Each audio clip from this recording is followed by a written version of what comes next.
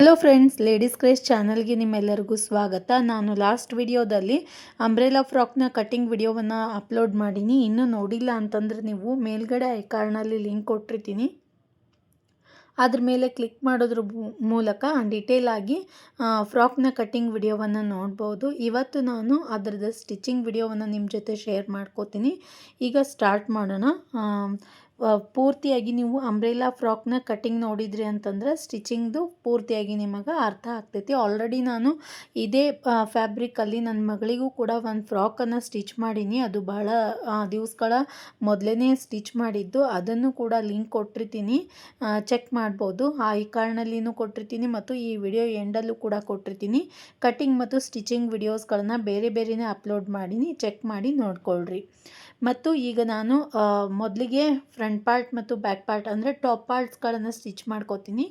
ಮೊದಲಿಗೆ ನಾನು ಈ ರೀತಿಯಾಗಿ ಮೇನ್ ಫ್ಯಾಬ್ರಿಕನ್ನು ಸೀದಾ ಇಟ್ಕೊಂಡು ಅದ್ರ ಮೇಲೆ ಲೈನಿಂಗ್ ಬಟ್ಟೆ ಏನು ಕಟ್ ಮಾಡ್ಕೊಂಡಿರ್ತೀವಲ್ಲ ಅದನ್ನು ಇಟ್ಕೊಂಡು ಈ ರೀತಿಯಾಗಿ ಕೊರಳಿನ ಭಾಗವನ್ನು ಸ್ಟಿಚ್ ಮಾಡ್ಕೋತೀನಿ. ನಾನು ಇಲ್ಲಿ ಸಿಂಪಲ್ಲಾಗಿ ಬೋಟ್ ನೆಕ್ ಕಟ್ ಮಾಡ್ಕೊಂಡಿನಿ. ನೀವು ಯಾವುದಾದ್ರೂ ಕೂಡ ಕಟ್ ಮಾಡ್ಕೋಬೋದು, ಯಾವುದಾದ್ರೂ ಶೇಪಲ್ಲಿ. ಬಟ್ ನಾನಿಲ್ಲಿ ಬೋಟ್ ನೆಕ್ ತೊಗೊಂಡಿನಿ. ಸ್ವಲ್ಪ ಬೇರೆ ರೀತಿಯಾದಂತಹ ನೆಕ್ಗಳಿಗೆ ನೀವು ಆರ್ಮೋಲನ್ನು ನಾರ್ಮಲಿ 5.5 ತೊಗೋಬೇಕು. ಇಲ್ಲಿ ಬೋಟ್ ನೆಕ್ ಇರೋದ್ರಿಂದ ನಾನು 6.5 ತೊಗೊಂಡಿನಿ ಆರ್ಮೋಲ್ನ ಉದ್ದವನ್ನು.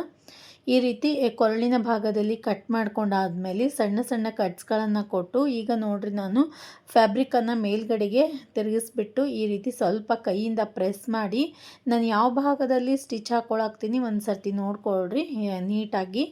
ಅದು ಲೈನಿಂಗ್ ಬಟ್ಟೆ ಮೇಲೇ ಬರಬೇಕು. ಆ ರೀತಿ ನಾವು ಮೊದಲಿಗೆ ಒಂದು ಸ್ಟಿಚ್ ಹಾಕ್ಕೋಬೇಕು.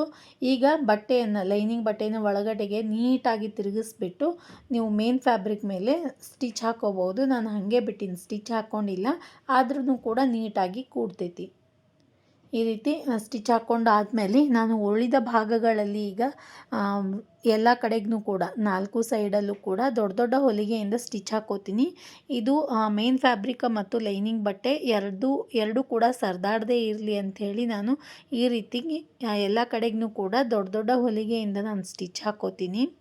ಸೇಮ್ ಇದೇ ರೀತಿಯಲ್ಲಿ ನಾವು ಇನ್ನೊಂದು ಪಾರ್ಟ್, ಇದು ನಾನು ಫ್ರಂಟ್ ಪಾರ್ಟ್ ತೊಗೊಂಡಿನಿ, ನೀವು ಬ್ಯಾಕ್ ಪಾರ್ಟನ್ನು ಕೂಡ ಇದೇ ರೀತಿಯಾಗಿ ಸ್ಟಿಚ್ ಮಾಡ್ಕೋಬೇಕು.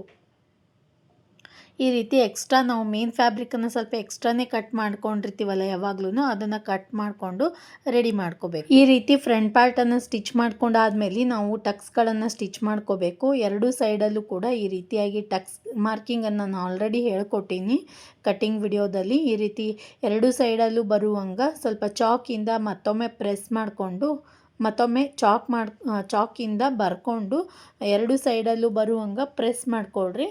ನೀಟಾಗಿ ಎರಡು ಸೈಡಲ್ಲೂ ಸೇಮ್ ಪ್ಲೇಸಲ್ಲಿ ನಮ್ಮ ಟಕ್ಸ್ ಬರಬೇಕು. ಅದೇ ರೀತಿಯಾಗಿ ನಾವು ಎರಡು ಸೈಡಲ್ಲೂ ಕೂಡ ಈ ರೀತಿ ಟಕ್ಸನ್ನು ಸ್ಟಿಚ್ ಮಾಡ್ಕೊಳ್ಳೋಣ. ಎರಡು ಸೈಡಲ್ಲೂ ಕೂಡ ಅಂದರೆ ಮೇಲ್ಗಡೆ ಮತ್ತು ಕೆಳಗಡೆಗೆ ಡಬಲ್ ಸ್ಟಿಚ್ ಹಾಕ್ಕೊಳ್ರಿ. ಈ ರೀತಿ ಫ್ರಂಟ್ ಪಾರ್ಟ್ ಈಗ ರೆಡಿ ಆಗೈತಿ, ನೋಡ್ತಾ ಇರ್ಬೋದು. ಫ್ರಂಟ್ ಪಾರ್ಟನ್ನು ರೆಡಿ ಮಾಡ್ಕೊಂಡಿನಿ, ಟಕ್ಸ್ ಕೂಡ ಸ್ಟಿಚ್ ಮಾಡ್ಕೊಂಡಿನಿ. ಈಗ ಜೊತೆಗೆ ನಾನು ಸ್ಕರ್ಟ್ ಪಾರ್ಟನ್ನು ಅಟ್ಯಾಚ್ ಮಾಡ್ಕೊಂಡ್ಬಿಡ್ತೀನಿ. ಈಗ ಸ್ಕರ್ಟ್ ಪಾರ್ಟನ್ನು 2 ಪೀಸ್ಗಳಾಗಿ ಕಟ್ ಮಾಡ್ಕೊಂಡಿವಲ್ಲ, ಅದನ್ನು ಈಗ ಒಂದು ಪೀಸನ್ನು ನಾನು ಈ ರೀತಿ ಸೊಂಟದ ಭಾಗದಲ್ಲಿ ಅಟ್ಯಾಚ್ ಮಾಡ್ಕೋತೀನಿ. ಸ್ವಲ್ಪ ರೌಂಡ್ ಶೇಪಲ್ಲಿ ನಾವು ತೊಗೊಂಡಿರ್ತೀವಲ್ಲ ಅಂಬ್ರೆಲಾ, ಸ್ವಲ್ಪ ಒಂದೊಂದು ಸರ್ತಿ ಈ ಫ್ಯಾಬ್ರಿಕ್ ಮೇಲೆ ಡಿಪೆಂಡ್ ಆಗ್ತೈತಿ. ಕಾಟನ್ ಇತ್ತಂದ್ರೆ ಹೆಚ್ಚು ಕಡಿಮೆ ಆಗಂಗಿಲ್ಲ, ಒಂದೇ ಸಮನಾಗಿ ನೀಟಾಗಿ ಬರ್ತೈತಿ. ಬಟ್ ಇದು ಪಾಲಿಸ್ಟರ್ ಮಿಕ್ಸ್ ಬಟ್ಟೆ ಇರೋದ್ರಿಂದ ಸ್ವಲ್ಪ ಒಂದು ಅರ್ಧ ಇಂಚ್ ಅಥವಾ 1 ಇಂಚಿನಷ್ಟು, 1 ಇಂಚಷ್ಟು ಬರಲ್ಲ, ಅರ್ಧ ಇಂಚಷ್ಟು ಸ್ವಲ್ಪ ಜಾಸ್ತಿ ಇರ್ತೈತಿ ಸೊಂಟದ ಭಾಗದಲ್ಲಿ. ಅದನ್ನು ನಾವು ಎಲ್ಲಾದರೂ ಸೈಡಲ್ಲಿ ಪ್ಲೇಟ್ಸ್ಗಳನ್ನು ತಗೊಂಡು ಅಗಲವನ್ನು ಕವರ್ ಇದೇ ರೀತಿ ಆಗಿರಲ್ಲ. ಒಂದೊಂದು ಸರ್ತಿ ಫಸ್ಟಿಗೆ ನೀವು ಸೊಂಟದ ಭಾಗಕ್ಕೆ ಮತ್ತು ಸ್ಕರ್ಟ್ ಪಾರ್ಟ್ನ ಸೊಂಟದ ಭಾಗ ಎರಡನ್ನೂ ಸೇರಿಸಿ ನೋಡ್ಕೊಳ್ರಿ. ಸ್ವಲ್ಪ ಜಾಸ್ತಿ ಇತ್ತು ಅಂದ್ರೆ ಸೈಡಲ್ಲಿ ನಾನು ನೋಡ್ತಾ ಇರ್ಬೋದು, ನೀವು ಸೈಡಲ್ಲಿ ನಾನು ಸಣ್ಣ ಪ್ಲೇಟ್ ಹಾಕ್ಕೊಂಡಿನಿ, ಆ ರೀತಿ ನೀವು ಹಾಕೋಬೋದು. ಇದ್ರ ಮೇಲೆ ಮತ್ತೊಂದು ಲೈನ್ ಸ್ಟಿಚ್ ಹಾಕ್ಕೊಳಕತ್ತೀನಿ ನಾನು.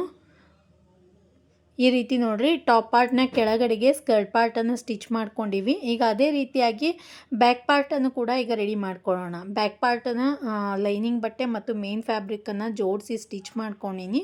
ಎರಡು ಸೇಮ್ ಇರೋದ್ರಿಂದ ಅದನ್ನೇನು ತೋರಿಸಿಲ್ಲ. ಎರಡು ಕೊರಳು ಕೂಡ ಸೇಮ್ ಐತಿ, ಎಲ್ಲನೂ ಸೇಮ್ ಇರೋದ್ರಿಂದ ಅದನ್ನು ಸಪ್ರೇಟಾಗಿ ಏನು ತೋರಿಸಿಲ್ಲ. ಸೇಮ್ ಟಾಪ್ ಪಾರ್ಟನ್ನು ಸ್ಟಿಚ್ ಮಾಡಿಕೊಂಡು ಎರಡು ಸೈಡಲ್ಲೂ ಕೂಡ ಈ ರೀತಿ ನಾವು ಟಕ್ಸನ್ನು ಸ್ಟಿಚ್ ಮಾಡ್ಕೋಬೇಕು. ಇಲ್ಲಿ ಬರೀ ಅರ್ಧ ಇಂಚಿನ ಟಕ್ಸ್ ಬರ್ತೈತಿ, ಅರ್ಧ ಇಂಚು ಅಗಲ ಟಕ್ಸ್ ತಗೋಬೇಕು. ಅದನ್ನು ಕೂಡ ನಾನು ಹೇಳೀನಿ ಕಟಿಂಗ್ ವಿಡಿಯೋದಲ್ಲಿ.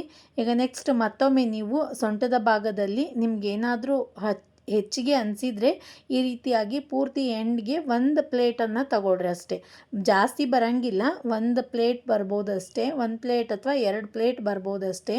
ಯಾಕಂದ್ರೆ ಫ್ಯಾಬ್ರಿಕ್ ಮೇಲೆ ಡಿಪೆಂಡ್ ಆಗ್ತೈತಿ. ಫ್ಯಾಬ್ರಿಕ್ ಒಂದೊಂದು ಸರ್ತಿ ಹಿಗ್ತಾವಲ್ಲ ಆವಾಗ ಸ್ವಲ್ಪ ಇದು ಮತ್ತು ಕ್ರಾಸ್ ಕೂಡ ತೊಗೊಂಡಿರ್ತೀವಿ ನಾವು ಅಂಬ್ರೆಲಾ ಕಟಿಂಗ್ಗೆ.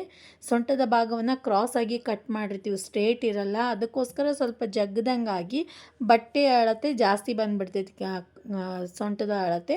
ಆವಾಗ 1-2 ಪ್ಲೇಟ್ ಆ ಕಡೆ ಈ ಕಡೆ ಒಂದೊಂದು ಪ್ಲೇಟ್ ತಗೊಳ್ರಿ.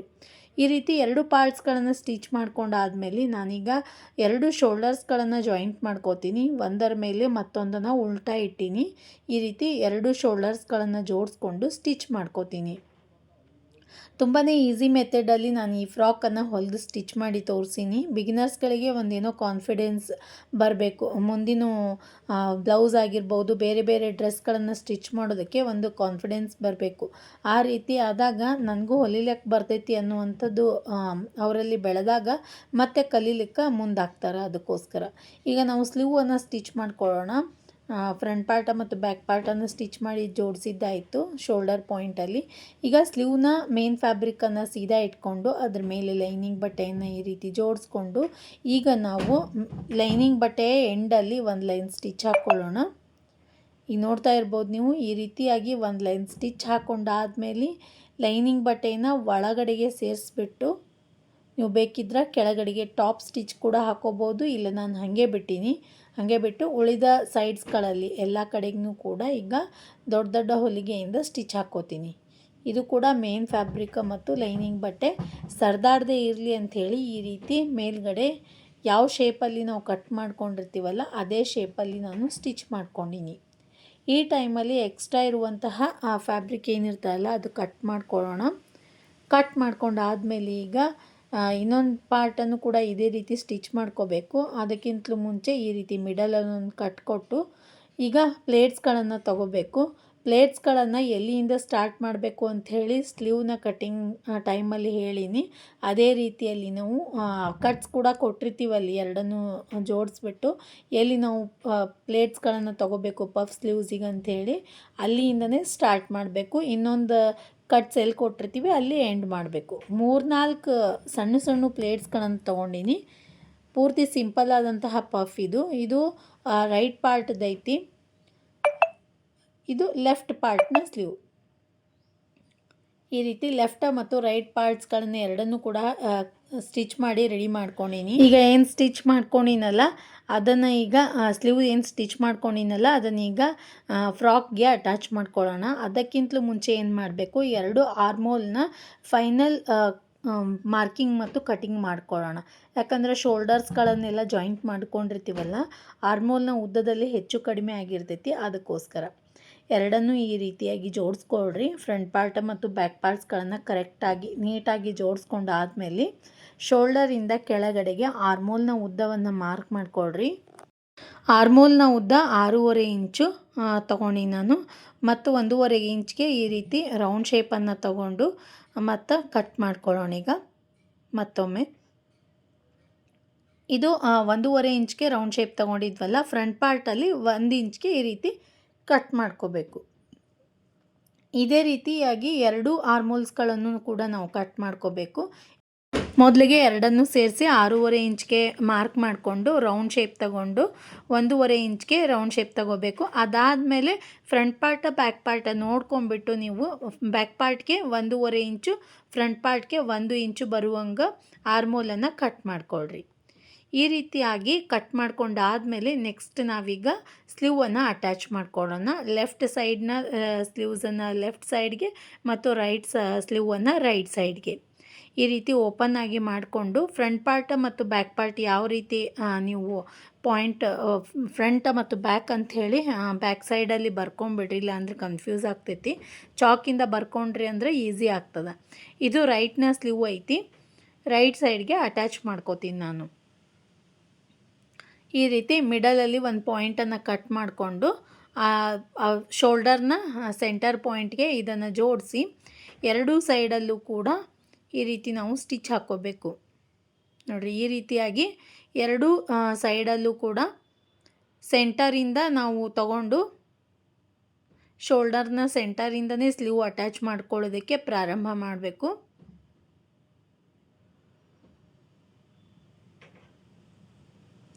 ಈ ರೀತಿ ಸ್ಟಿಚ್ ಹಾಕ್ಕೊಂಡಾದಮೇಲೆ ಸ್ಲೀವ್ ಮೇಲೆ ಮತ್ತೊಂದು ಲೈನ್ ಸ್ಟಿಚ್ ಹಾಕ್ಕೊಳ್ಳೋಣ.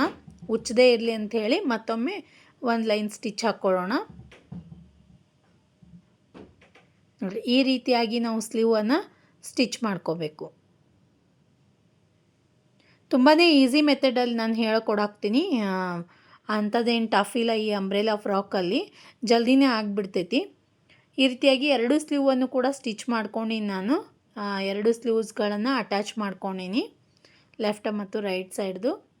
ಈಗ ಲಾಸ್ಟಲ್ಲಿ ನಾವು ಎರಡು ಸೈಡ್ಸ್ಗಳನ್ನು ಜಾಯಿಂಟ್ ಮಾಡ್ಕೋಬೇಕು.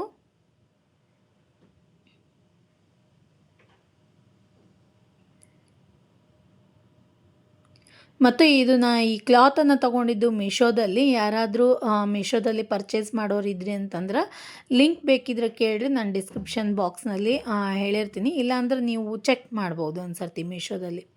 ಈಗ ನಿಮ್ಮ ಮೇಜರ್ಮೆಂಟ್ನ ಪ್ರಕಾರ ಸ್ಲೀವಿಂದ ಸ್ಟಾರ್ಟ್ ಮಾಡಿಕೊಂಡು ಸೊಂಟದ ಭಾಗದವರೆಗೂ ಕೂಡ ನೀವು ನಿಮ್ಮ ಮೇಜರ್ಮೆಂಟ್ನ ಪ್ರಕಾರ ಮಾರ್ಕ್ ಮಾಡಿಕೊಂಡು ಸ್ಟಿಚ್ ಹಾಕೋಬೋದು. ಇಲ್ಲಾಂದ್ರೆ ಮೊದಲಿಗೆ ಒಂದು ಲೈನ್ ಸ್ಟಿಚ್ ಹಾಕ್ಕೊಂಡು ಆಮೇಲೆ ಮಾರ್ಕ್ ಮಾಡಿಕೊಂಡು ಕೂಡ ಸ್ಟಿಚ್ ಹಾಕ್ಕೋಬೋದು. ನಾನಿಲ್ಲಿ ಅಂದಾಜಿನ ಮೇಲೆ ನಾನು ಎರಡು ಸೈಡ್ಸ್ಗಳನ್ನು ಸ್ಟಿಚ್ ಮಾಡ್ಕೊಳಾಕ್ತೀನಿ. ಸೊಂಟದ ಭಾಗದಲ್ಲಿ ಟೈ ಮಾಡೋದಕ್ಕೆ ಅಂಥೇಳಿ ಕಸಿ ಮಾಡಿದ್ದೆ, ಅದನ್ನು ಕೂಡ ಮಿಡಲಲ್ಲಿ ಇಟ್ಟು ಸೊಂಟದ ಭಾಗದಲ್ಲಿ ಎರಡನ್ನು ಸೇರಿಸಿ ಸ್ಟಿಚ್ ಮಾಡ್ತಿರ್ತೀವಲ್ಲ, ಮಧ್ಯದಲ್ಲಿ ಇಟ್ಟು ಸ್ಟಿಚ್ ಮಾಡ್ಕೋಬೇಕು. ಈಗ ಎರಡೂ ಸೈಡ್ಸ್ಗಳನ್ನು ನಾವು ಸ್ಟಿಚ್ ಹಾಕ್ಕೊಳ್ಳೋಣ.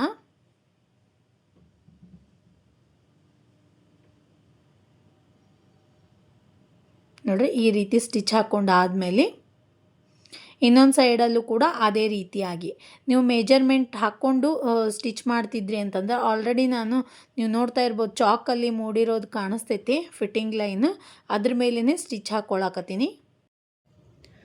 ಈ ರೀತಿಯಾಗಿ ಎರಡು ಸೈಡ್ಸ್ಗಳಲ್ಲಿ ನಾವು ಫಿಟ್ಟಿಂಗ್ ಲೈನ ಮತ್ತು ಮಾರ್ಜಿನ್ ಲೈನ್ಸ್ಗಳಲ್ಲಿ ಸ್ಟಿಚ್ ಹಾಕ್ಕೊಂಡ್ವಿ ಅಂತಂದ್ರೆ ನಮ್ಮ ಫ್ರಾಕ್ ಪೂರ್ತಿಯಾಗಿ ರೆಡಿ ಆಯಿತು.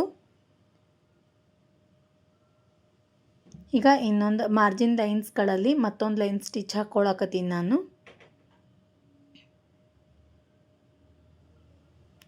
ನೀವು ಈ ರೀತಿ ಅಂಬ್ರೆಲಾ ಫ್ರಾಕನ್ನು ಸ್ಟಿಚ್ ಮಾಡಬೇಕಾದ್ರೆ ಮಾರ್ಜಿನ್ ಲೈನಲ್ಲಿ ನೀವೇನು ಎಕ್ಸ್ಟ್ರಾ ಸ್ಟಿಚ್ ಹಾಕ್ಕೋತಿರಲ್ಲ, ಅದು ಸೊಂಟದವರೆಗೆ ಮಾತ್ರ ಬರಲಿ. ಕೆಳಗಡೆ ನಾವು ಫಿಟ್ಟಿಂಗ್ ಮಾಡ್ಕೊಳ್ಳೋ ಅವಶ್ಯಕತೆ ಇಲ್ಲ. ಅದು ಪೂರ್ತಿಯಾಗಿ ಫ್ರೀ ಆಗಿರ್ತದಲ್ಲ ಸ್ಕರ್ಟ್ ಪಾರ್ಟ್, ಅಲ್ಲಿ ನೀವೇನು ಫಿಟ್ಟಿಂಗ್ ಮಾಡೋದು ಏನೂ ಇಲ್ಲ. ಜಸ್ಟ್ ನಾವು ಸ್ಲೀವಿಂದ ಸೊಂಟದ ಭಾಗದವರೆಗೆ ಮಾತ್ರ ಫಿಟ್ಟಿಂಗ್ ತೊಗೋಬೇಕಷ್ಟೇ.